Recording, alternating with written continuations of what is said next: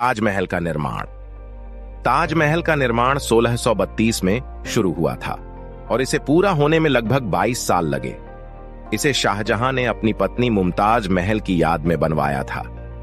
अशोक का शिलालेख। सम्राट अशोक ने अपने धम्म के प्रचार के लिए पत्थरों और स्तंभों पर शिलालेख खुदवाए थे, जो आज भी भारत, नेपाल, पाकिस्तान और अफगानिस्तान में पाए जाते हैं। जलियांवाला बाग हत्याकांड। 13 अप्रैल 1919 को ब्रिटिश सैनिकों ने अमृतसर के जलियांवाला बाग में निहत्थे भारतीयों पर गोलियां चला दी थीं, जिसमें हजारों लोग मारे गए थे।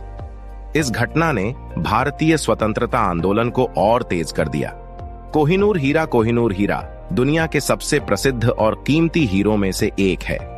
इसे भारत से ब्रिटिश शासनकाल के दौरान चुराया गया था और अब यह ब्रिटिश क्राउन के गहनों का हिस्सा है। भारत का संविधान 26 जनवरी 1950 को लागू हुआ। इसे तैयार करने में 2 साल, 11 महीने और 18 दिन लगे और यह दुनिया का सबसे लंबा लिखित संविधान है। सिंधु घाटी सभ्यता। सिंधु घाटी सभ्यता, जिसे हड़प्पा सभ्यता भी कहा जाता है, लगभग 2500 ईसा पूर्व से 1700 ईसा पूर्व तक फली फूली। यह दुनिया की सबसे पुरानी और विकसित सभ्यताओं में से एक थी, जिसमें अद्भुत नगर योजना और जल निकासी प्रणाली थी। गुप्त काल का स्वर्ण युग। गुप्त वंश के शासनकाल को भारतीय इतिहास का स्वर्ण युग कहा जाता है।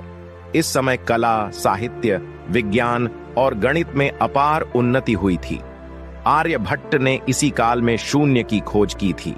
महात्मा गांधी का सत्याग्रह। महात्मा गांधी ने 1915 में दक्षिण अफ्रीका से लौटने के बाद भारत में सत्याग्रह आंदोलन की शुरुआत की। उनका यह अहिंसक प्रतिरोध ब्रिटिश शासन के खिलाफ भारतीय स्वतंत्रता संग्राम का प्रमुख हिस्सा बना।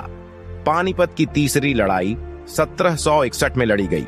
पानीपत की तीसरी लड़ाई मराठों और अफगान आक्रमणकारी अहमद शाह अब्दाली के बीच हुई थी।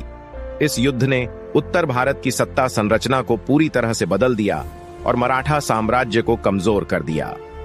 प्राचीन नालंदा विश्वविद्यालय। नालंदा विश्वविद्यालय प्राचीन भारत का एक प्रमुख शिक्षा केंद्र था, जिसकी स्थापना 5वीं शताब्दी में हुई थी। यह विश्वविद्यालय 800 वर्षों तक चलने वाला विश्व का सबसे पुराना आवासीय विश्वविद्यालय था, जहां देश विदेश के विद्यार्थी आते थे।